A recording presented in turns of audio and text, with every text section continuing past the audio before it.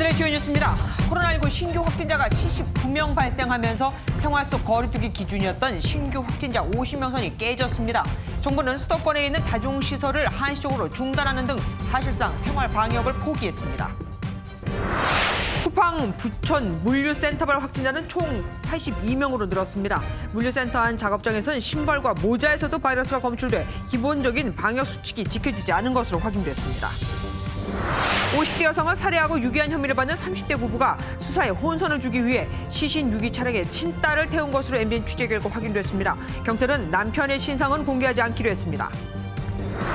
이용수 할머니가 수요 집회에 참석할 때 차비조차 종종 받지 못했다는 미국 위안부 단체 대표의 증언을 MBN이 확보했습니다. 윤미향 민주당 당선인은 내일 기자회견을 열고 각종 의혹에 대한 자신들의 입장을 밝힐 예정입니다. 한국은행이 올해 우리 경제가 마이너스 0.2%로 역성장할 것으로 전망했습니다. 기준금리도 두 달 만에 0.25%포인트 추가 인하해 연 0.5% 역대 최저를 기록하게 됐습니다. 중국이 홍콩 국가보안법을 통과시켰습니다. 미국의 압력을 의식한 듯 외부 세력에 가입하면 반드시 보복하겠다고 공언했고 미국은 홍콩의 특별 지위 박탈 가능성을 거론하면서 미중 간 갈등이 극한에 치닫고 있습니다.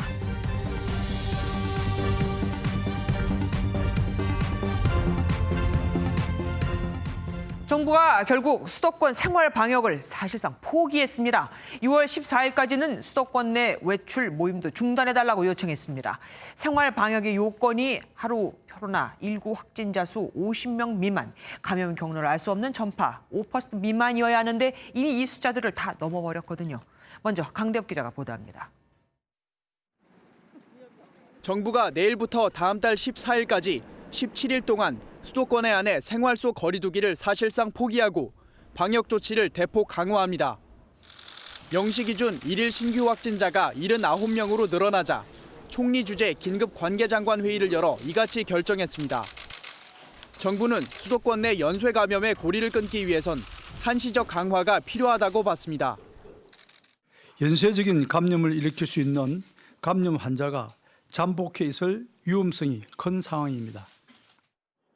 이에 따라 수도권 지역의 모든 공공 다중이용시설은 다음 달 14일까지 운영을 중단하고 공공기관 주관 행사도 취소합니다. 연수원과 미술관, 박물관, 공원, 국공립극장 등입니다.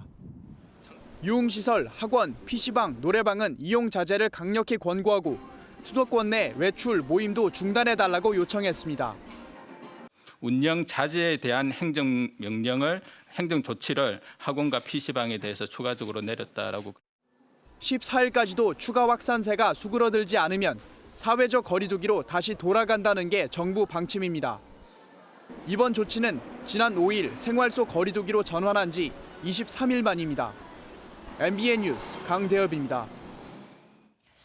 80명 이상이 감염된 쿠팡 부천 물류센터 작업자들의 신발과 모자에서도 이 바이러스가 검출됐습니다. 물류센터 내에서 감염이 얼마나 만연했는지를 보여주는 겁니다. 더 큰 문제는 확진자들이 검체 검사를 받은 뒤에 방역 당국의 권고를 무시하고 또다시 업무를 봤다는 겁니다. 노승환 기자가 보도합니다. 질병관리본부 집계 기준 쿠팡 부천 물류센터발 코로나19 확진자가 82명으로 늘었습니다. 단 하루 만에 36명에서 2배 이상이 됐습니다. 방역당국은 역학조사 과정에서 물류센터 내 작업장에 있던 신발과 모자에서도 코로나19 바이러스가 검출됐다고 밝혔습니다. 방역당국이 손소독과 마스크 착용 등 물류센터 내 방역이 엉망이었다고 보는 근거입니다. 흡연 과정 이런 것들에서 충분한 거리두기나 생활방역 수칙이 이행되지 않았을 가능성이 매우 높은 것으로 일단 파악을 하고 있고. 물류센터 확진자들 중 다수가 검체 검사 후 방역당국의 자가격리 권고를 무시한 사실도 드러났습니다. 말 그대로 권고사항이긴 하지만 확진자 여러 명이 검체 검사를 받고 나서 음식점이나 마트, 병원 등을 들렸습니다. 이처럼 확진자들의 동선이 거미줄처럼 얽히면서 방역당국의 부담도 한층 커질 전망입니다. MBN 뉴스 노승환입니다. 어제 작업장에 폐쇄된 쿠팡 부천 물류센터에 오늘은 영업 정지 조치, 집합 금지 명령이 내려졌습니다. 이재명 경기도지사는 쿠팡 측이 직원 명단 제출을 고의로 지연한 것과 무관치 않다고 밝혔습니다. 박호근 기자가 보도합니다. 경기도 감염병 관리과 직원들이 부천 쿠팡 신선물류센터에 행정명령서를 붙이고 있습니다. 이재명 경기도지사가 이 센터에 대해 2주간 집합 금지 명령을 내렸습니다. 사실상 시설 폐쇄입니다.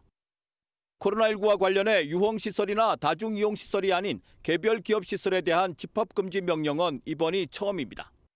물류센터에서 확진자가 여러 명 나오고 환경검체검사에서 바이러스가 검출되는 등 시설도 오염됐다는 판단에 따른 조치입니다. 이재명 경기도지사는 쿠팡 측이 확진자 발생 소식을 직원들에게 알리지 않아 수백 명이 출근해 위험에 노출되는 등 초기 대응 문제점도 지적했습니다. 또 쿠팡 측은 검사 대상인 배송 직원 명단을 즉각 제출하지 않은 것으로 전해졌습니다. 고의에 의한 지연이라고 판단하고 회의 도중에 도의 특사경과 또 특사경에 배속되어 있는 포렌식 전문가 그리고 역학팀을 보내서 강제 명단 조사를 지시했습니다. 집합금지 명령을 하게 된 것도 이와 전혀 무관하다고는 할 수가 없습니다. 이 지사는 모든 국민의 건강이 위협받는 엄중한 상황임을 고려해달라고 말했습니다. MBN 뉴스 박호근입니다. 부천에 이어 쿠팡 고양 물류센터에서도 확진자가 나왔습니다. 확진 판정을 받은 부천 물류센터 직원과 PC방에 같이 간 직원인데 고양 물류센터에서는 500여 명이 근무를 하고 있습니다. 게다가 아르바이트생이 많아 근무 인원도 아직 파악이 안 되고 있죠. 길기범 기자입니다. 쿠팡 고양 물류센터에서도 코로나19 확진자가 나왔습니다. 20대 사무직 남성 직원이 이틀 전 고열 증세를 보여 검사를 받았고 어제 확진 판정을 받았습니다. 방역당국은 해당 직원이 앞서 확진 판정을 받은 부천 물류센터 근무자와 PC방을 함께 간 사실을 확인했습니다. 쿠팡 측은 방역당국 지침에 따라 안전이 확보될 때까지 고양 물류센터를 폐쇄하기로 했습니다. 아까 아침에 다 갔어요. 아니 출근을 아예 안 했죠. 온 사람 내보내고. 고양 물류센터는 부천과 마찬가지로 허브 역할을 하는 대형 물류센터라 추가 확진 가능성이 큽니다. 정확한 근무 인원은 아직 파악조차 안 됐습니다. 아르바이트생들이 많기 때문입니다.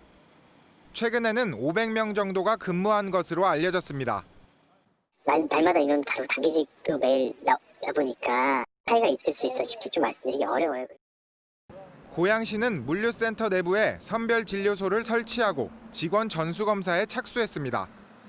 MBN 뉴스 길기범입니다. 쿠팡 부천 물류센터에서 시작된 전파는 인근 콜센터로도 번지고 있습니다. 물류센터 근무자 중 2명이 투잡으로 각각 인천과 부천의 콜센터에서도 일했는데 이 중 한 곳에서는 이미 추가 확진자가 나왔습니다. 200명이 근무하며 엄청나게 많은 감염자가 나왔던 구로 콜센터보다 8배나 많은 사람이 일하고 있는 곳입니다. 강영호 기자가 보도합니다. 인천의 한 콜센터 건물입니다. 이곳에서 근무하는 40대 여성이 오늘 코로나19 확진 판정을 받았습니다. 지난 23일 쿠팡 물류센터에서 근무한 뒤 이틀간 콜센터로 출근한 40대 여성 확진자가 전파한 것으로 추정됩니다. 이 동료 여성은 26일 검체 검사를 받은 뒤에 콜센터로 복귀했습니다. 쿠팡에서 직접 접촉자로 저희가 분류한 분은 아닙니다. 반드시 자가격리를 하셔야 되는 분은 아니었고요. 권고를 드렸지만 본인의 판단에 따라서 일터로 좀 돌아가셨던 것 같습니다. 부천의 한 콜센터 직원도 지난 주말 쿠팡 물류센터에서 근무한 것으로 확인돼 비상이 걸렸습니다. 이 20대 남성 확진자는 지난 25일 출근한 뒤 인후통 등 증상을 보이다가 어제 확진 판정을 받았습니다. 해당 업체는 국내 최대 규모로 집단 감염이 발생한 서울 구로구 콜센터의 8배인 1,600여 명이 근무한 것으로 전해졌습니다. 말했습니다. 어제 저녁에도 하고 오늘 아침에도 하고. 확진자와 인접해 근무한 500여 명 중 추가 확진자가 나오지 않은 가운데 콜센터 측은 나머지 직원들에 대해서도 검사를 진행 중입니다. MBN 뉴스 강영호입니다. 쿠팡 물류센터에서 근무하다 확진된 남성은 노량진 수산시장의 식당도 다녀갔었습니다. 일단 이 식당 종업원들은 음성 판정을 받았지만 식사를 하려면 마스크를 벗을 수밖에 없는 곳이라 안심할 수는 없습니다. 권영범 기자가 보도합니다.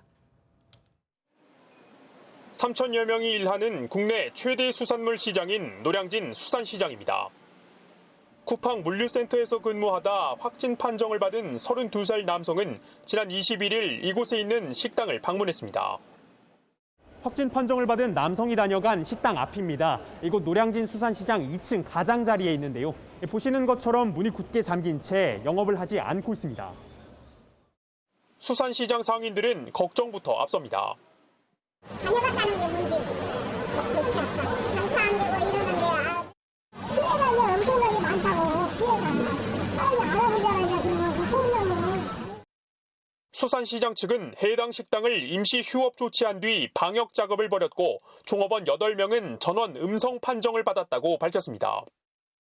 입주자가 다녀갔으니까 방문하신 분들에 대해서는 저희가 전수조사하고 있는 거죠. 모처럼 기지개를 켜는가 싶었던 노량진 수산시장이 다시 얼어붙고 있습니다. MBN 뉴스 권용범입니다. 물류센터는 그동안 일반 사업장과 똑같은 방역 지침을 따랐었죠. 수백 명이 모여 땀 흘리며 일하고 전국으로 물건이 배송이 되는 곳인데도 말이죠. 방역당국은 제2의 쿠팡 사태를 막기 위해 물류센터의 특성을 반영한 별도의 세부 지침을 마련하기로 했습니다. 박상호 기자입니다. 쿠팡 물류센터가 있는 곳마다 긴급 방역 작업을 진행하고 있습니다. 쿠팡과 근무 환경이 비슷한 전국 물류센터도 비상이 걸렸습니다. 물류센터는 컨테이너 내부의 밀폐도가 높아 사실상 거리 두기가 어려운 근무 환경이지만 방역 지침은 일반 사업장과 똑같았습니다. 이번에 문제가 됐었던 물류센터 등과 같이 저희가 미처 세부적인 지침은 만들지 못했습니다만 추가적으로 그 지침을 만들어 가도록. 중앙재난안전대책본부는 우선 전국 물류시설을 긴급 점검하기로 했습니다. 영업용 물류창고 1,300여 곳과 택배터미널 80여 곳이 대상입니다. 앞으로 2주 동안 국토교통부와 지자체가 합동으로 방역 점검도 실시합니다. 정부는 이르면 내일쯤 물류센터 특성을 반영한 새로운 방역 지침을 발표할 예정입니다. MBN 뉴스 박상호입니다. 서울 충정로에 있는 KB생명보험 전화 영업점에서도 직원 8명이 무더기로 코로나 확진 판정을 받았습니다. 서울 집단 감염의 또 다른 진원지가 되는 건 아닐까 우려가 큽니다. 조희로 기자입니다. KB생명보험 전화 영업점이 입점해 있는 서울 중림동의 한 건물입니다. 지난 26일 첫 확진자가 나왔던 이 건물 7층에서 같이 일하던 직원 7명이 추가로 확진 판정을 받았습니다. KB생명보험 콜센터에서 26일 첫 확진자가 발생한 후 현재까지 총 7명이 확진되었습니다. 확진자가 나온 이 건물 7층은 현재 폐쇄됐고 추가 확진자에 대한 역학조사도 진행 중입니다. 확진자들은 보험 대리점에서 전화 영업을 하는 직원들로 알려졌습니다. 근무자들은 100명 남짓입니다. 어제 정도 밤에 나왔으니까. 사태가 커지자 KB생명보험 측은 해당 영업점을 2주 동안 폐쇄한다고 밝혔습니다. 해당 영업점의 근무자들은 본사나 다른 지점과는 접촉하지 않았다고 전했습니다. 하지만 밀폐된 공간에서 전화 영업을 하는 공간 특성상 추가 감염자가 나올 가능성이 작지 않습니다. MBN 뉴스 조희로입니다. 이번엔 복지부 출입하는 이수아 기자와 함께 더 자세한 얘기 나눠보도록 하겠습니다. 어서 오십시오. 오늘부터 정부가 수도권에 한해서 일부 추가 방역 조치를 실시한다고 아까 보도를 해드렸습니다. 네. 그러면 이거는 사실상 사회적 거리두기로 돌아가는 게 아니냐? 묻지 않을 수가 없습니다. 네, 정부는 일단 아니라고 선을 그었습니다. 공식 입장을 그대로 전해드린다면 일단 방역 단계는 크게 3단계로 나눌 수 있다고 합니다. 저희가 지금 하고 있는 생활 방역이 가장 강도가 낮은 1단계, 그 다음 2단계가 사회적 거리두기, 그 다음이 강화된 사회적 거리두기인데요. 일단 전국적으로는 1단계 생활 방역 수준을 유지하면서 말씀하신 대로 수도권에만 일부 추가 조치를 덧붙이는 건데요. 굳이 이름을 붙이자면 강화된 생활 방역 정도가 되겠습니다. 하지만 말 그대로 몇 가지 방역 조치를 추가하는 것이지 수도권도 2단계 사회적 거리두기로의 회귀는 아니라는 것을 재차 강조했습니다. 예. 그러면 2단계 사회적 거리두기하고 이번 발표가 뭐가 다른 겁니까? 네, 기억하시겠지만 사회적 거리두기 때는 이 신천지 교회에서 처음 집단 감염이 나오면서 종교 시설을 포함해서 전국적으로 광범위한 다중 이용 시설에 대한 거리 두기, 집합 제한을 두는 것이었습니다. 하지만 이번에는 학원, PC방, 노래방을 콕 집어서 여기에 대한 이용 자제 권고가 이뤄졌습니다. 이번 클럽발 감염이나 물류센터 집단 감염 사례 등이 아이들의 개학 시즌과 맞물린 것이 큰 영향을 미친 건데요. 네. 학생들이 감염 고위험 시설을 방문하고 이로 인해 학교로까지 번지는 것만큼은 막겠다는 의지 표명으로 보입니다. 노래방이야 유흥시설로 분류되기 때문에 서울, 인천, 경기 등을 포함해서 일부 지자체에서 이미 집합 금지 명령이 내려져 있지만 여기서 빠져있던 PC방과 학원이 이번 조치에 포함된 것이 차이점입니다. 그럼 PC방하고 학원도 이제 문을 닫아야 하는 겁니까? 꼭 그렇지는 않습니다. 강력한 권고이자 운영 자제 명령 정도이지 강제성은 없기 때문인데요. 대신 정기적인 현장 점검을 약속했습니다. 점검에서 방역 조치를 제대로 하지 않은 게 걸리면 사업주와 이용자에게 300만 원 이하의 벌금이 부과되고 집합 금지 조치가 내려질 수 있습니다. 쉽게 말해서 당장 문을 닫을 필요는 없지만 여기서 확진자가 나오거나 방역이 제대로 안 되면 법적 책임을 져야 한다는 거니까 단순한 이용 자제 권고보단 조금 더 세진 겁니다.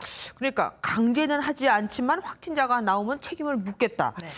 사실 이걸로 충분할까? 불안해하는 부모님도 꽤 계실 거예요. 여기에 대한 입장도 나왔습니까? 네, 정부가 지난 6일 사회적 거리두기에서 생활 방역으로 전환을 하면서 유지 조건을 내걸었는데 이게 하루 신규 환자가 50명 미만, 감염 경로 미확인 사례가 5% 이내였습니다. 그리고 오늘 처음 신규 확진자 수가 79명으로 50명을 넘으면서 이 조건이 깨진 거죠. 네. 그런데 사실 오전까지만 해도 정부 입장은 생활 방역을 그대로 유지하겠다고 했습니다. 1단계. 네, 오늘 하루 10명이 넘었다고 해서 바로 바꿀 수 없다는 입장이었는데 오후에 추가 조치가 나온 겁니다. 왜 입장을 번복했는지에 대한 기자들의 질문이 계속됐는데요. 오전에는 어제 상황까지만을 고려해서 발표한 것이라고 해명했습니다. 경제도 살려야겠고 방역도 해야 되고 아마 고민이 많을 겁니다. 오늘 말씀 여기까지 듣겠습니다. 감사합니다. 사실 코로나 사태로 인해 비대면 소비가 늘면서 온라인 쇼핑, 택배 배송 같은 서비스 시장은 엄청 커졌습니다. 그런데 역설적이게도 쿠팡같이 큰 물류센터에서 확진자가 나오고 있죠. 당분간 배송 주문은 안 하겠다는 소비자까지 나오는데 정작 쿠팡 측은 묵묵부답입니다. 이상주 기자입니다. 소독제를 이용해 박스부터 내용물 순서로 소독하라. 소독 후엔 하루 동안 방치해라. 물류센터 확진자 발생 후 인터넷 카페를 중심으로 안전하게 택배를 받는 방법이 공유되고 있고 당분간 온라인 쇼핑 자체를 안 하겠다는 소비자들도 늘고 있습니다. 실제로 쿠팡 물류 시스템상 물건 하나가 고객에게 배송되기까지 최소 7, 8명의 손을 거쳐야 하는데 장갑도 안 끼는 경우가 허다한 것으로 알려졌습니다. 그만큼 오염 가능성이 높아지는 겁니다. 박스에 다 담긴 포장 완료 상태에서 소독을 한다 한들 그게 무슨 소용이 있을까요? 소비자의 우려대로 코로나 바이러스는 택배 포장지에서도 오랜 시간 생존하는 것으로 알려졌습니다. 미 질병통제센터 연구 결과 포장재로 많이 쓰이는 골판지에서는 24시간, 플라스틱이나 스테인리스 표면에서는 2, 3일간 생존했습니다. 하지만 방역당국은 소비자에게 배송되는 시간에는 바이러스가 사멸할 가능성이 높고 전파된 사례도 없다며 불안을 진화하고 있습니다. 택배를 통한 그 감염의 확산은 매우 낮다. 전 세계적으로도 아직까지 택배를 통해서 코로나19 바이러스가 전파된 사례는 보고되고 있지 않다라는 점을 말씀드립니다. 문제는 쿠팡 측의 대응입니다. 물류센터발 확진자가 늘고 소비자 불안도 커지고 있지만 쿠팡 측은 아직 아무런 입장을 내놓지 않고 있습니다. MBN 뉴스 이상주입니다. 교육 당국도 고민이 크겠죠. 이미 유치원과 초등학교 등교가 시작된 지 이틀째인데 지역 감염 사례는 되레 늘고 있으니까요. 전국 838개 학교는 이미 등교를 중단했습니다. 정부는 상황을 주시하며 일단은 예정대로 순차 등교를 진행하겠다고 밝혔습니다. 정수정 기자입니다. 고3 학생 확진자가 나온 서울 강동구의 학교는 등교를 중지했습니다. 학생들은 이틀간 원격 수업을 들어야 합니다. 그냥 월요일에 학교 오면 된다고 했어요. 오늘이랑 내일 온라인 하는데 책이 학교에서 코로나19 감염이 지역사회에서 산발적으로 발생하며 서울에서만 117개, 전국 838개 학교가 등교 수업일을 조정했습니다. 어제보다 277곳이 더 늘어났습니다. 확진자가 발생한 지역을 중심으로 등교 일정이 변경되면서 맞벌이 학부모들은 난감합니다. 등교를 한다는 전제하에 돌봄 계획을 세웠지만 안정적인 등교를 예측할 수 없는 상황이기 때문입니다. 시부모님이 아이를 봐주신다고 하셔서 원래는 3월 말 정도까지만 해. 이 상황 자체가 지금 저춤할 거라고도 생각은 누구나 예상 못하고 있는 상황이죠. 그래서 회사에는 3개월 정도 휴직을 일단은 해보겠다. 방역당국은 일단 등교 수업은 예정대로 진행하며 상황을 지켜보겠다고 밝혔습니다. 등교 수업을 예정대로 진행할 것으로 그렇게 기대를 합니다. 각 지자체별로 또 지자체 내에서도 시군구별로 해당 교육청과 상의를 해서 상황이 좀 더 엄중한 지역은 좀 더 유연하게. 어제까지 등교 수업 출석률은 90.4%로 학교에 오지 않는 학생은 25만 명으로 집계됐습니다. MBN 뉴스 정수정입니다. 파주에서 50대 여성을 살해하고 유기한 30대 부부는 완전 범죄를 위해 피해자의 옷으로 갈아입고 집 밖을 나오기도 했습니다. 이게 다가 아니었죠. 시신을 유기하려던 차량에 친딸을 태우기도 했습니다. 시신 유기가 아니라 가족 나들이처럼 보이기 위해서 말이죠. 박은채 기자가 단독 보도합니다. 지난 20일 50대 여성을 살해하고 시신을 훼손해 유기한 혐의로 검거된 파주 30대 부부. 피의자 남성은 지난 16일 채무 관계에 있던 50대 여성이 집으로 찾아오자 잔혹하게 살해했습니다. 당시 아내는 아파트 방범 CCTV를 의식해 피해 여성의 옷으로 갈아입은 후 집을 나서는 치밀한 행각을 보였습니다. 피의자 아내는 피해 여성의 차를 몰고 이곳을 빠져나가 파주의 자유로의 차를 버려둔 채 집으로 돌아왔습니다. 그런데 MBN 취재 결과 피의자 부부가 훼손된 시신을 차에 싣고 떠날 때 딸까지 함께 태웠던 것으로 파악됐습니다. 가족이 함께 나들이를 가는 것처럼 위장하기 위한 수법으로 분석됩니다. 위장을 하는 연장선상에서 지금 딸까지 동반을 했을 개연성이 높다. 또는 딸이 뭔가를 목격을 했을 수도 있겠죠. 이런 가운데 피의자 남성의 신원 공개는 하지 않기로 결정됐습니다. 신상공개심의위원회는 범죄 예방과 재범 방지 등 공익보다는 피의자와 피해자 가족의 2차 피해 우려가 더 크다고 설명했습니다. MBN 뉴스 박은채입니다. 중국에서 레저용 모터보트를 타고 충남 태안으로 미입국한 중국인은 6명이 아닌 8명이었습니다. 어제 체포된 중국인이 얘기하기 전에는 몰랐던 거죠. 김희영 기자가 보도합니다. 중국에서 레저보트를 타고 태안으로 미입국한 혐의로 붙잡힌 40대 중국인 왕모 씨입니다. 경찰 조사에서 왕 씨는 태안에 8명이 함께 왔다고 털어놨습니다. 당초 알려진 미입국 인원보다 2명이 더 많습니다. 해경은 2명이 CCTV 사각지대에서 합류한 것으로 보고 있습니다. 실제로 왕 씨가 체포된 목포 인근의 CCTV에는 미입국자 8명과 이들의 도주를 도운 2명이 승합차에서 내리는 모습이 포착됐습니다. 미리 준비하고 있던 차에 2사람과 8명이 타서 10사람이 됐죠. 한 차로 이동한 상황입니다. 왕 씨는 미입국한 이유에 대해 취업이 목적이었다고 진술했습니다. 또 함께 미입국한 7명에 대해선 서로 모르는 사이라고 말했습니다. 해경은 왕 씨의 도피와 일자리 알선에 도움을 준 중국인 40대 남성을 체포하는 한편 달아난 9명을 추적하고 있습니다. MBN 뉴스 김영현입니다. 동료를 무차별 폭행해 의식불명 상태에 빠뜨린 남성이 잡혔습니다. 집에서 함께 술을 마시다가 그랬다는데 피해자는 심정지 상태가 될 때까지 폭행을 당했습니다. 홍조 기자가 단독 보도합니다. 주변을 수색하던 경찰의 시선이 골목을 향하더니 이후 도착한 다른 경찰관들도 같은 방향으로 뛰어갑니다. 곧이어 한 남성이 수갑을 찬 채 끌려 나오고 들것에 누운 또 다른 남성은 바로 병원으로 이송됩니다. 서울의 한 빌라에서 폭행당한 남성이 의식을 잃었다는 신고를 받고 경찰과 구급대원이 출동한 장면입니다. 이게 뻘타신데 반바지 입었나? 얼굴이 막 숨이 안 쉬어진다고. 가해 남성은 피해자가 쓰러지자 스스로 경찰에 신고했고 출동한 경찰에 의해 이곳에서 체포됐습니다. 경찰 조사 결과 이 남성은 술에 취해 있었고 피해 남성과는 대리기사 일을 함께하며 알고 지내던 동료 사이였던 것으로 드러났습니다. 피해 남성은 심정지 상태로 심폐소생술을 받으며 인근 병원으로 옮겨졌지만 여전히 의식을 회복하지 못한 것으로 전해졌습니다. 경찰은 가해 남성에 대해 폭행치상 혐의로 구속영장을 신청했습니다. MBN 뉴스 홍지호입니다.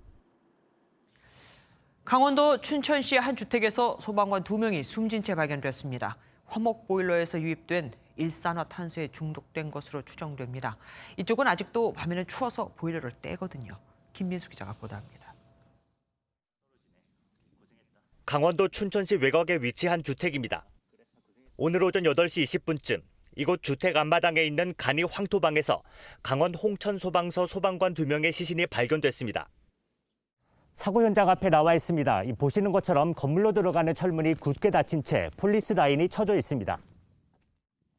이들은 하루 전인 어제 다른 동료 6명과 함께 이 집에 와서 하룻밤을 묵었습니다.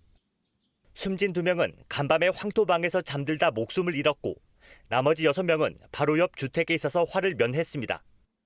소방당국은 황토방에 설치된 화목보일러에서 나온 일산화탄소 중독을 사망 원인으로 추정하고 있습니다.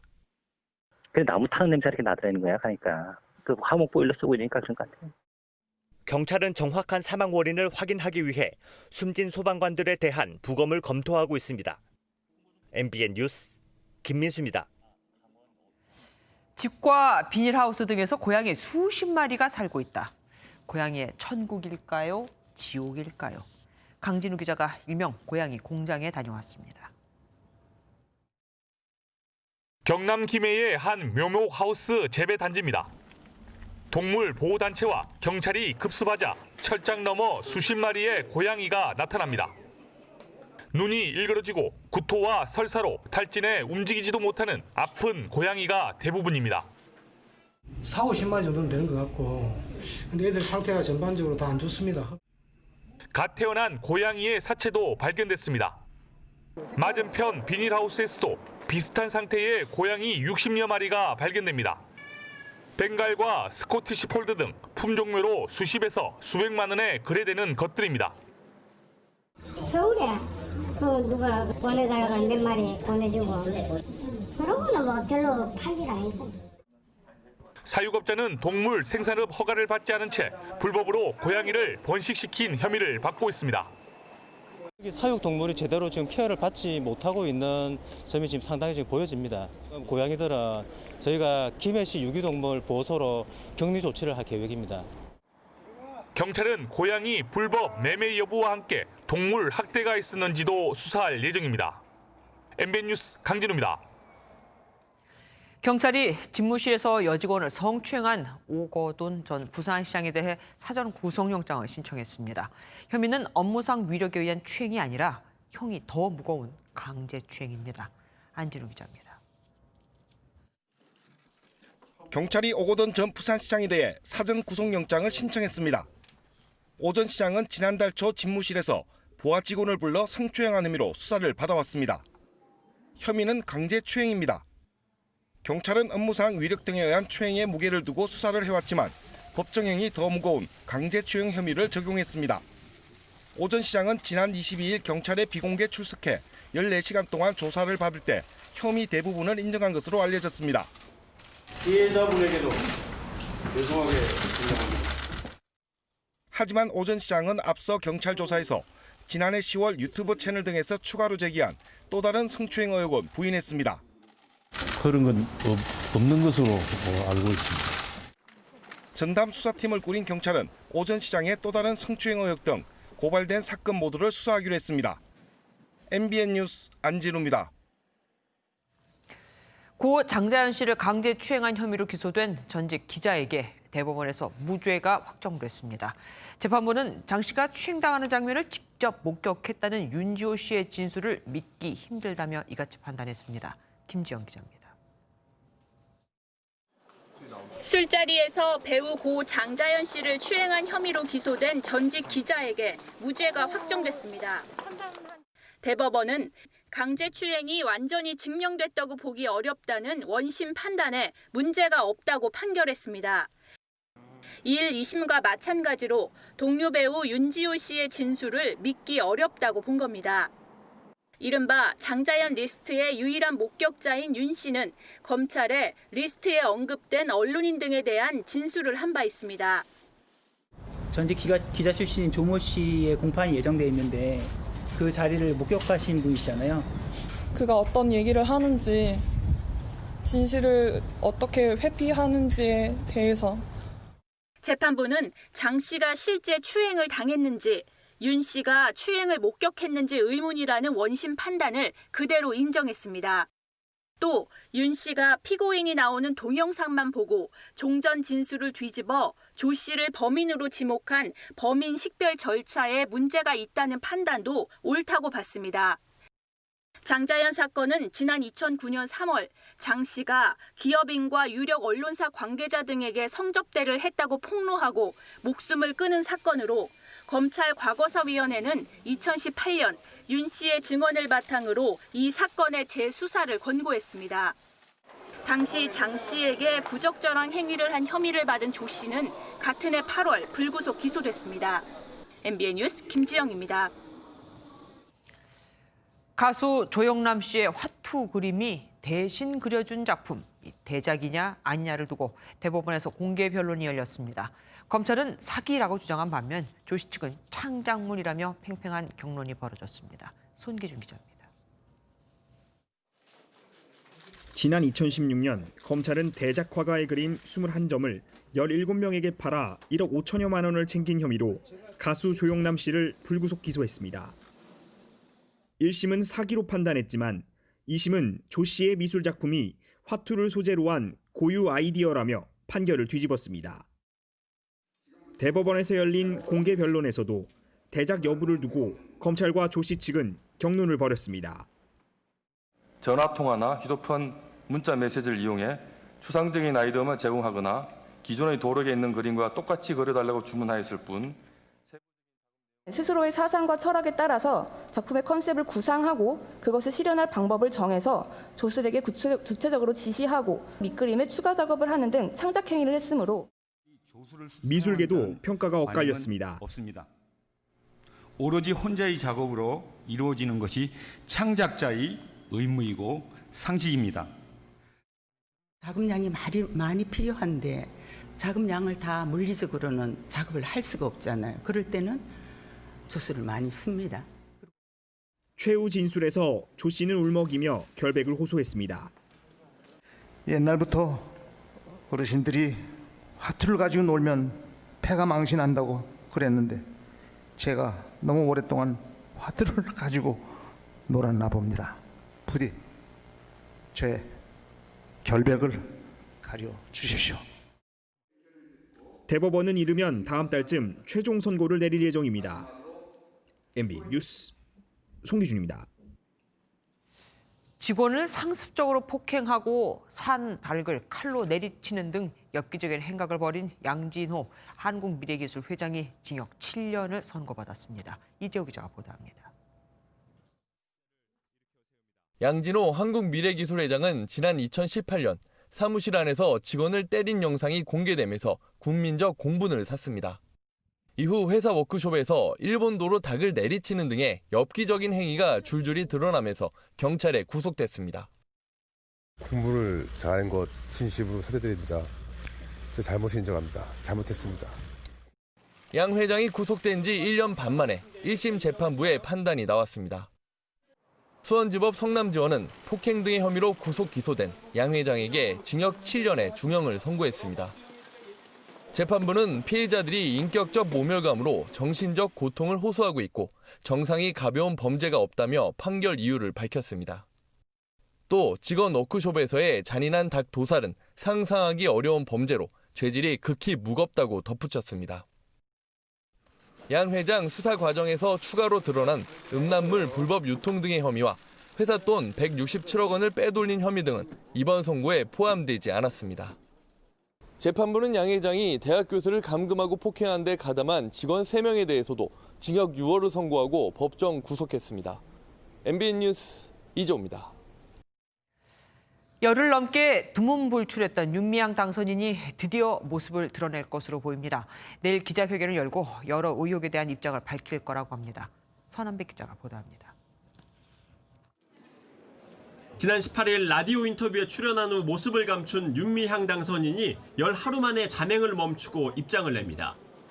윤 당선인은 내일 기자회견을 열고 지금껏 제기된 여러 의혹에 대한 입장을 밝힐 계획입니다. 다만 민주당 관계자는 윤 당선인 측이 시간과 장소를 정해 알려주기로 했다고 말했습니다. 우선 윤 당선인은 가장 많은 의혹이 제기된 회계 부정 의혹에 대해 최근 몇 년째 회계 장부를 공개하면서 해명에 나설 것으로 예상됩니다. 안성 쉼터 매입과 매각 과정에서 불거진 의혹 등에 대한 답변도 관심을 모으는 대목입니다. 이런 가운데 이용수 할머니는 방송인 김어준 씨가 제기한 배후설에 대해 직접 반박에 나섰습니다. 저는 100번, 1000번 얘기해도 저 혼자밖에 없습니다. 제가 바보입니까? 독자적으로. 제가 바보입니까? 제가 치매입니까?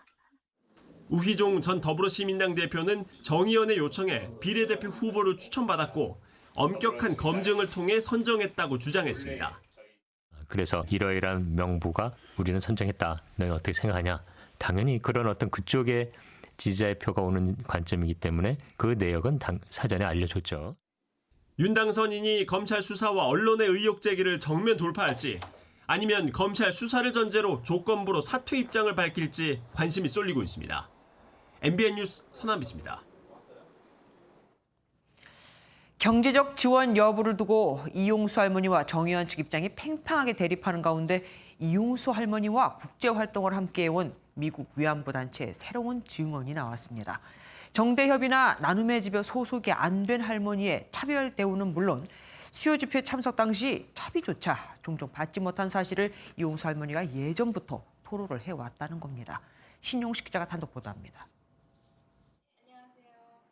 미국 LA에서 위안부 운동을 펼쳐온 김현정 대표는 13년 전 이용수 할머니의 통역을 맡으며 지금껏 인연을 이어오고 있습니다. 굉장히 머리가 좋으시고 어떤 역할을 저희가 부탁을 드리면 저희가 기대한 것보다 훨씬 더 잘 말씀을 해주셨고 김 대표는 이 할머니가 생생한 증언으로 국제사회를 오가며 활발히 활동해왔지만 다른 위안부 피해 할머니들에 비해 차별을 받아왔다고 언급했습니다. 공식적인 행사가 있을 때 이용수 할머니도 그 자리에 계시는데 정대협에서 모시고 있는 할머니만 이렇게 무대에 내세워주고 중요한 역할을 하시는데 거기에 대한 지원을 전혀 하지 않는 부분. 심지어 30년 가까이 이어온 수요 집회에 참석할 때조차 제대로 된 지원이 없었다고 전했습니다. 대구에서 KTX 타고 택시 타고 가시는데 차비를 챙겨드리는 것도 사실 그렇게 자주 드린 게 아니었다 이런 말씀을 들었어요. 앞서 윤미향 당선인은 인터뷰와 서적을 통해 위안부 피해자들에게 제대로 된 지원을 했다고 밝힌 가운데 내일로 예정된 기자회견에서 어떤 입장을 내놓을지 관심입니다. MBN 뉴스 신용식입니다. 나눔의 집은 위안부 피해자 할머니들에게 결핵 검진도 제대로 해주지 않은 것으로 확인됐습니다.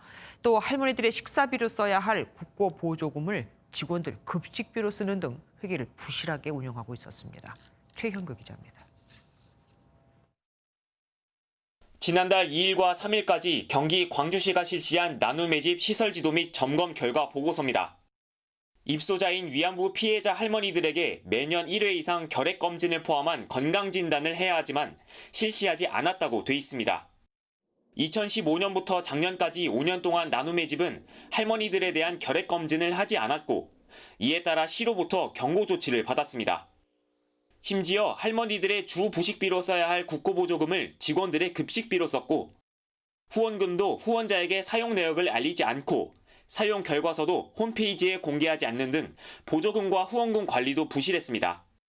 점검 사항 63개 중 무려 25개 항목에서 부적정 판정을 받은 나눔의 집은 31일까지 광주시 측에 조치 결과를 보고할 예정입니다. 법적으로 정해진 행정처분은 지금 1단계 처분이거든요. 저희가 사전 통지를 하고 그다음에 정식적으로 제출을. 정진석 미래통합당 의원은 피해자 할머니들의 사연을 팔아 입속을 챙긴 게 아닌가 의심된다며 수사기관에 철저한 수사를 촉구했습니다. 앞서 운영부실과 관련해 나눔의 집 내부 고발 건에 대해 수사하고 있던 경찰은 나눔의 집 관련 다른 의혹들에 대해서도 조사할 방침입니다. MBN 뉴스 최영규입니다.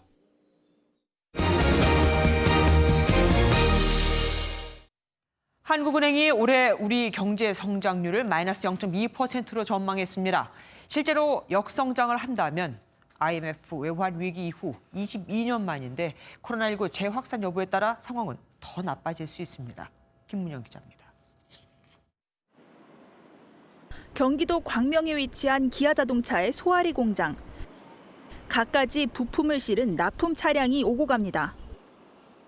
교대 시간이라 버스를 타는 출퇴근 인원이 수십 명씩 몰려 분주하지만 공장의 속사정은 전혀 다릅니다.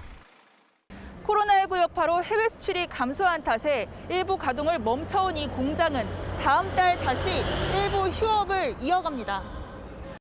실제 코로나19 여파로 타격을 입으면서 지난달 우리 경제 수출액은 한 해 전보다 25%나 줄었고 이달 들어 20일까지 수출도 20% 감소세를 이어가고 있습니다. 한국은행은 이렇게 악화된 수출과 민간 소비 등의 영향으로 올해 우리 경제 성장률이 마이너스 0.2%를 기록할 것으로 내다봤습니다. 석 달 전 2.1%로 한 차례 낮춘 전망치를 또다시 2.3%포인트 대폭 끌어내린 겁니다.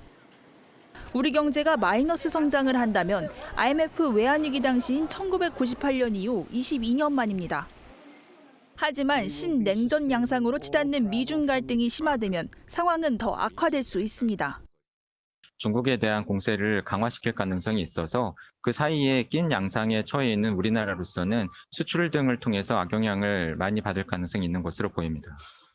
한국은행은 특히 코로나19 확산세가 하반기 이후 지속된다면 성장률이 더 떨어져 마이너스 1.8%로 추락할 수 있다고 내다봤습니다. MBN 뉴스 김문영입니다. 이렇듯 역성장 전망 속에 한국은행이 2달 만에 기준금리를 또 0.25%포인트 내렸습니다. 그럼 집값이 다시 들썩일 수 있다는 우려도 나오지만 경기가 나빠져서 금리를 내린 만큼 그 영향은 제한적일 거라는 시선이 많습니다. 이기종 기자입니다. 한국은행은 금융통화위원회를 열고 기준금리를 0.25%포인트 내린 연 0.5%로 결정했습니다. 지난 3월 0.5%포인트 전격 인하로 0%대 금리 시대에 진입한 지 2달 만에 추가 인하에 나선 겁니다. 미국과의 금리 차이도 0.25%포인트로 줄었습니다. 이런 위기에 충분히 대응하지 못한다고 한다면 성장 기반 훼손이라든가 잠재 성장률 하락, 이런 장기적인 관점에서도 피해가 클 것이기 때문에 이번 달엔 숨을 고를 거란 일부 예상은 빗나갔습니다. 코로나19에 따른 경제적 충격이 예상보다 컸고요. 거기에 따라서 각종 정책들이 과감하고 신속하게 취해져야 된다는 필요성들이 강하게 부각이 된 것 같습니다. 부동산 시장이 다시 들썩일 수 있다는 우려도 나오지만 영향은 제한적일 수 있습니다. 코로나19에 따른 실물 경기 위축이 여전한 데다가 세금이나 대출 규제 역시 강하기 때문에 실제 0%대 금리에도 서울 집값은 9주 연속 하락세를 이어가고 있습니다. 다만 이자 부담이 줄어 서울 집값 하락이 멈추고 규제가 덜한 지역의 중저가 아파트로 풍선 효과가 나타날 가능성도 제기됩니다. 기준금리 인하로 시중은행의 예금이자는 더 줄어듭니다. 이미 1년 만기 정기예금은 대부분 0%대인데 은행들은 이르면 다음 주부터 예금금리를 더 낮출 계획입니다. MBN 뉴스 이기중입니다. 정부가 코로나19로 침체된 내수 시장을 활성화하기 위해 다음 달 26일부터 2주 동안 대대적인 할인 행사를 진행합니다. 정부는 5차 비상경제 중앙대책본부 회의에서 2천여 개 기업과 전통시장, 소상공인 등이 참여하는 대한민국 동행세일 행사를 개최하기로 했다고 밝혔습니다. 정부는 또 위기에 처한 자동차 부품업체 지원을 위해 5천억 원 규모의 특별 보증을 실시하고 공공부문 업무용 차량과 선박 등을 조기에 구매해 자동차와 조선업계 등에 대한 추가 지원도 하기로 했습니다. 지난 1년 동안 전국에서 12만 개가 넘는 가게가 사라진 것으로 나타났습니다. 수많은 자영업자들이 무너졌다는 얘기가 되죠. 가뜩이나 경기가 안 좋았는데 코로나19로 결정타를 맞은 상황이 빅데이터로 포착됐습니다. 데이터로 본 세상, 민경현 기자가 보도합니다. 폐업, 그리고 폐업. 최근 자영업자들은 하루하루가 말 그대로 지옥입니다. 얼마나 심각한 상황인지 MBN 데이터 취재팀이 택배 물류와 카드 결제 데이터 6억 건을 분석해봤습니다. 지난 3월 말 기준으로 전국의 오프라인 매장은 총 146만 곳으로 1년 전과 비교하면 12만 곳 넘게 줄어들었는데요. 카드 매출액 역시 19%, 무려 15조 원이나 감소했습니다. 특히 코로나19가 결정타를 날렸는데요. 지난해 3월부터 올해 2월까지 11개월간 6만 곳이 줄었는데 3월 한 달 동안에만 6만 곳이 더 줄어든 겁니다. 대구 31번 환자가 나온 2월 중순 이후 사회적 거리두기가 본격화되고 소비 심리가 움츠러들면서 경기 침체 속에 가까스로 버티던 매장들이 무더기 폐업을 결정한 것으로 풀이됩니다. 코로나19 사태 전후로 해서 집에서 이제 있는 시간이 더 늘었기 때문에 외식업이나 서비스업 같은 경우는 직접적인 좀 타격을 입어서 최소한의 경제 활동은 주로 온라인에서 이루어졌습니다. 1년 새 오프라인 소비는 20% 줄어든 반면 온라인 소비는 39% 늘었고 특히 각종 식품 배송은 2배 가까이로 증가했습니다. 의류의 경우 오프라인 소비는 50%나 줄었지만 온라인은 8% 늘어나는 데 그치면서 당장 급하지 않은 건 안 사는 경향이 뚜렷했죠. 다만 쿠팡 등 물류센터에서 코로나 확진자가 나오면서 온라인 배송에 대한 불안감이 커지고 있어 온라인 쇼핑 업계에도 악영향이 불가피해 보입니다. 지금까지 데이터로 본 세상이었습니다. 이러자 미국이 홍콩의 특별 지위 박탈을 시사했습니다. 이렇게 되면 사실상 아시아 금융 허브로서의 역할은 끝나는 거죠. 이게 다가 아니라 중국에 대한 다양한 제재가 더 준비돼 있다고도 밝혔습니다. 김희경 기자가 보도합니다. 중국의 홍콩 국가보안법 제정 전날 폼페오 미 국무장관이 중국을 향해 포문을 열었습니다. 폼페오 장관은 성명에서 홍콩이 중국으로부터 고도의 자치권을 누리지 못하는 상황이라고 의회에 보고했다고 밝혔습니다. 지난해 미국에서 제정된 홍콩 인권법에 따라 자치 수준을 평가한 건데 자치권 수준이 미달하면 특별 지위를 박탈할 수 있게끔 돼 있어 대중국 제재를 예고했다고 볼 수 있습니다. 스틸웰 미 국무부 차관보도 트럼프 대통령이 홍콩에 관해 할 수 있는 매우 긴 목록을 갖고 있다면서 비자 제한과 경제 제재 등 다양한 대응 수단을 갖고 있다고 밝혔습니다. 실제로 미국은 우선 홍콩에 부여된 경제 통상 특별 지위를 아예 인정하지 않거나 축소할 수 있습니다.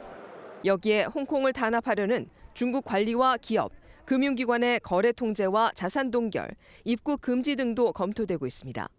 미국 하원은 상원에 이어 위구르 인권 정책 법안을 통과시켰습니다. We are here in support of the Uyghur Human Rights Policy Act, strong bipartisan legislation to address and defend the rights and dignity of the Uyghur people from China's oppression. 이 법안은 신장 위구르 자치군의 인권 탄압에 책임 있는 사람들의 신원을 의회에 보고하도록 하고 이들의 미국 내 자산 동결과 입국 금지 등의 제재안을 담고 있습니다. 신냉전 체제 속 마주보고 달리는 미중 간 충돌이 현실화하고 있습니다. MBN 뉴스 김희경입니다. 홍콩 보안법 통과도 그렇고 미중 갈등도 또 자칫하면 우리나라만 새우등 터지게 생겼죠. 문정인 대통령 외교안보 특보는 미중 갈등이 한반도 신냉전으로 이어질 수 있다며 우려했습니다. 정규 기자가 보도합니다. 미중 갈등이 신냉전으로 확산하는 가운데 대응책 마련을 위해 관계부처 합동회의가 열렸습니다. 중국에 이어 미국까지 자신의 편을 들라고 압박하는 상황에서 강경화 외교부 장관은 불안한 국제 정세에 대한 우려를 드러냈습니다. 국제 질서를 지탱하던 규범들이 흔들리고 각자 도생을 추구하는 제로섬 경쟁에 대한 우려도 제기되고 있습니다. 1시간 반 넘게 회의가 이어졌지만 결론은 관련 동향을 주시하며 피해를 최소화하자는 원론적 입장을 재확인하는 데 그쳤습니다. 결론을 내서 이렇게 가는 자리가 아니고 어떤 그런 큰 전략적 방향성에 대한 점검, 이해를 하는 자리. 한미 주요 인사가 함께한 웹세미나에서도 화두는 단연 신냉전이었습니다. 문정인 청와대 외교안보 특보는 미국의 중요성을 강조하면서도 한국이 중국에 등을 돌리면 더 큰 위험이 닥칠 거라고 지적했습니다. We antagonize China. China can pose a military threat to us. Plus, China can support North Korea. Then we'll really have a new Cold War on the Korean Peninsula and in Northeast Asia. 미국 민주당의 베라 의원 역시 중국에 대한 강경 대응은 필요하다면서도 신냉전은 아무에게도 이익이 되지 않는다고 밝혔습니다. 다만 북한과 함께 중국 견제 기능이 내포된 주한미군 감축에 대해선 비핵화의 흥정카드로 쓸 경우 미국이 한반도 문제에 개입하지 않으려 한다는 신호로 보일 수 있다고 우려했습니다. MBN 뉴스 정규혜입니다. 1년 6개월 만에 문재인 대통령과 여야 원내대표가 청와대에서 만났습니다.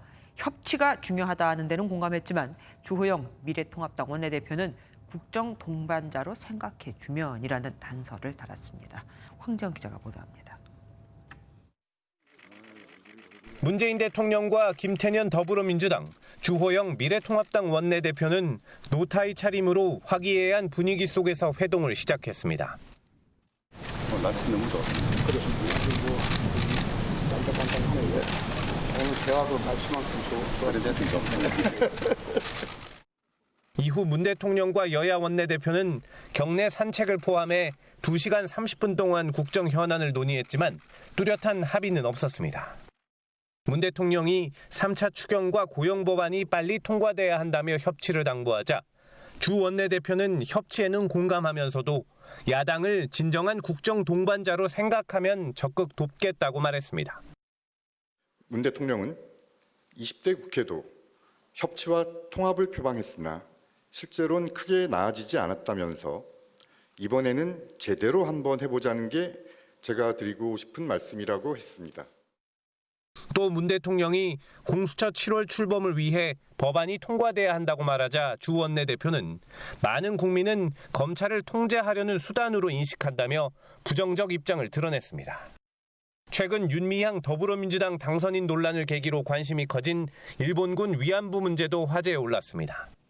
문 대통령은 2015년 정부가 일본과 맺은 위안부 합의는 피해자와 협의도 하지 않고 사과도 제대로 못 받은 취지가 퇴색된 합의였다며 앞으로의 과제라고 토로했습니다.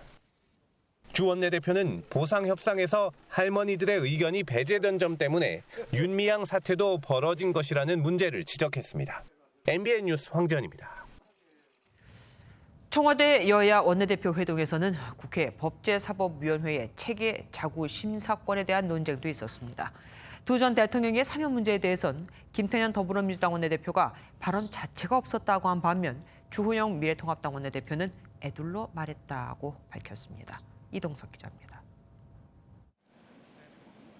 청와대 회동에 앞서 주호영 미래통합당 원내대표가 더불어민주당의 국회 상임위원장 독식 발언을 두고 불편한 심정을 드러냅니다.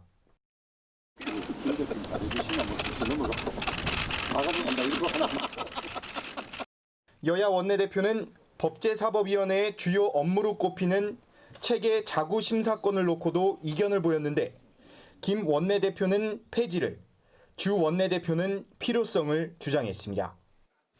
이명박 박근혜 전 대통령의 사면 문제를 놓고도 양측의 주장이 엇갈렸습니다. 김태년 민주당 원내대표는 사면이라는 단어가 없었다며 잘라 말한 반면 주호영 통합당 원내대표는 국민 통합을 언급하며 애둘러 속마음을 전했다고 주장했습니다.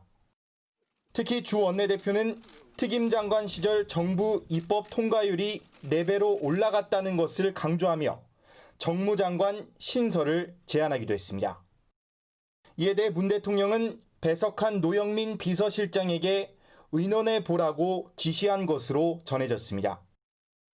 이를 두고 김 원내대표는 여야정 상설협의체라고 결론을 내리진 않았다며 자주 만나 대화하겠다고 밝혔고 주 원내대표는 상생 협치할 준비가 돼 있다며 화답했습니다. MBN 뉴스 이동석입니다. 부정선거 논란에 선거관리위원회는 투표, 개표 전 과정을 공개 시연하며 의혹을 하나하나 반복했습니다. 하지만 부정선거를 주장하는 민경훈 미래통합당 의원을 비롯해 일부 보수 지지자들은 셀프 검증이 어떻게 제대로 된 검증일 수 있느냐며 반발했습니다. 조창훈 기자입니다. 봉인된 투표함을 열어 개표 장비에 집어넣자 후보자별로 투표용지가 분류됩니다. 100장 단위로 투표용지를 묶어 확인을 받고 봉인하는 작업도 실제와 똑같습니다. 지난 4.15 총선에 대한 선거 조작 논란이 끊이지 않자 중앙선관위가 실제 선거에 사용된 장비를 가져와 투개표 과정을 공개했습니다. 외부와 실시간 통신이 이뤄졌다는 의혹에는 노트북을 직접 해체해 통신에 필요한 부품 자체가 없다는 점을 직접 보여줬습니다. 투표지 분류기의 노트북은 납품 시부터 무선 랜카드를 제거하고 납품받아 운영하고 있기 때문에 시연이 진행되는 동안 선관위 청사 앞에선 선거 조작을 주장하는 보수 진영 지지자들의 항의 집회가 이어졌습니다. 의혹 제기에 앞장섰던 민경욱 미래통합당 의원도 기자회견을 자처했습니다. 선관위는 지금 우리가 고발한 고발 피고인입니다. 그 셀프 검증이라는 거는 말도 되지 않는 거예요. 이 자리엔 투표용지 6장을 입수한 개표 참관인도 함께했는데 다른 색깔의 투표용지를 발견해 부정을 신고했지만 무시당했다며 유출 경위를 설명했습니다. MBN 뉴스 조창훈입니다. 백인 경찰의 무릎에 목이 눌려 숨진 흑인 남성 조지 플로이드 사건. 미 전역에서 시위가 격화되는 등 파장이 일파만파로 커지고 있습니다. 플로이드가 체포 당시 이미 정할 수 없는 상태였다는 걸 보여주는 CCTV 영상도 추가로 공개됐습니다. 한성원 기자가 보도합니다. 새로 공개된 현장 CCTV 영상입니다. 경찰이 무릎으로 조지 플로이드의 목을 누르기 전 플로이드 양손이 뒤로 결박돼 있습니다. 이미 저항할 수 없는 상태였던 겁니다. 백인 경찰의 가혹행위가 명백해지자 플로이드의 고향인 미니애폴리스를 비롯해 미국 전역에서 분노한 시민 수천 명이 거리로 쏟아져 나왔습니다. 일부 시위대는 상점 유리창을 깨고 들어가 전자제품과 의류를 약탈하거나 경찰 차량을 공격했고 방화로 추정되는 화재도 발생했습니다. Look at that video. You don't see him resisting or doing anything. He is simply compliant. 제이콥 프레이 미니애폴리스 시장은 과잉 진압을 한 경찰관을 즉각 기소하라고 미네소타 주 검찰에 요구했습니다. Who had his knee on the neck of George Floyd should be charged.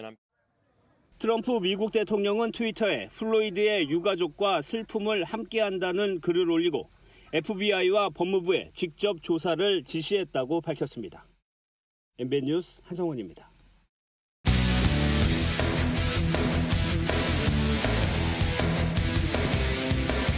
스포츠 뉴스입니다. 25살의 멕시코 출신 로베르토 라모스가 LG 데뷔 첫 시즌부터 한국 프로야구를 뒤흔들고 있습니다. 2경기에 1개골로 홈런을 치고 있는 건데요. 이런 페이스라면 2003년 이승엽의 56홈런 기록도 갈아치우게 됩니다. 전남주 기자입니다. LG 라모스가 한화 장민재의 직구를 받아쳐 공을 담장 밖으로 넘깁니다. 3경기 연속 홈런이자 올 시즌 9번째 홈런으로 2위와의 격차를 3개로 벌렸습니다. 19경기를 치른 현재 경기당 0.47개 골의 홈런을 생산하고 있는 라모스. 현재 페이스라면 지난 2003년 삼성의 이승엽이 달성한 56홈런을 넘어서 68개의 홈런이 가능하다는 계산이 나옵니다. 라모스는 낮은 공과 몸쪽 공도 홈런으로 만들어내 투수들 입장에서는 던질 곳이 없습니다. 일단 타구 방향이 우측뿐만이 아니라 좌측으로도 홈런을 만들 만큼 타석에서의 중심이 굉장히 뒤에 많이 남아 있고요. 특히나 이 배트 컨트롤이 정말 좋은 타자이기 때문에 몸쪽에 떨어지는 슬라이더를 잘 받아쳤어요. 홈런 방향도 한쪽으로 치우치지 않고 고르게 분포하고 있고 평균 비거리는 123m로 올 시즌 홈런 평균 비거리보다 7m 정도 더 날아갑니다. 다만 변수는 가장 넓은 야구장인 잠실을 홈으로 쓰고 있고 라모스가 높은 공에 약점을 보이고 있다는 점. 하지만 중요할 때마다 한 방을 쳐주면서 팀의 4번 역할을 톡톡히 해주는 데다 한국 투수들을 상대로 적응까지 마친다면 시즌 마지막까지 라모스의 홈런 행진을 보는 재미는 더할 것으로 보입니다. MBN 뉴스 전남주입니다. 한국 야구 특유의 배트 던지기, 일명 빠던이 야구 본토 미국으로 수출됩니다. 상스럽다며 금기시하던 미국이 최근 KBO 리그 생중계를 통해 빠던의 매력에 푹 빠졌고 이를 이용한 의류 상품까지 등장했습니다. 김동환 기자가 보도합니다. 때론 우아하게, 때론 터프하게. 이젠 한국 야구의 상징이 돼버린 빠던. 상대 투수에 대한 예의가 아니라며 터부시하던 미국도 점차 그 매력에 빠지고 있습니다. KBO 리그가 미국에 생중계되면서 빠던 노출이 잦아졌고 조롱 섞인 웃음이 순수한 감탄으로 바뀌었습니다. I like this bat flip. So do I.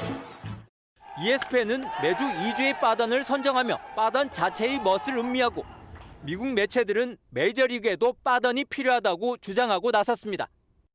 I love it. I'm all for the bat flips. Give me more bat flips in my life. 한 글로벌 스포츠 용품사인 미국 지사는 빠던을 활용한 상품 출시를 제안해왔고 한국 본사는 발빠르게 티셔츠와 슬리퍼를 제작해 시판에 들어갔을 정도입니다. USA 쪽에서 처음에 아이디어를 줘서 저희가 역으로 미국 쪽에 수출을 하지 않을까라고 생각합니다. 현역 시절 한 빠던했던 홍성은은 샌디에이고에서 코치로 활약하며 빠던 전도사를 자처합니다. 저한테 문자 오는 것들은 빠던이 넘버원이에요.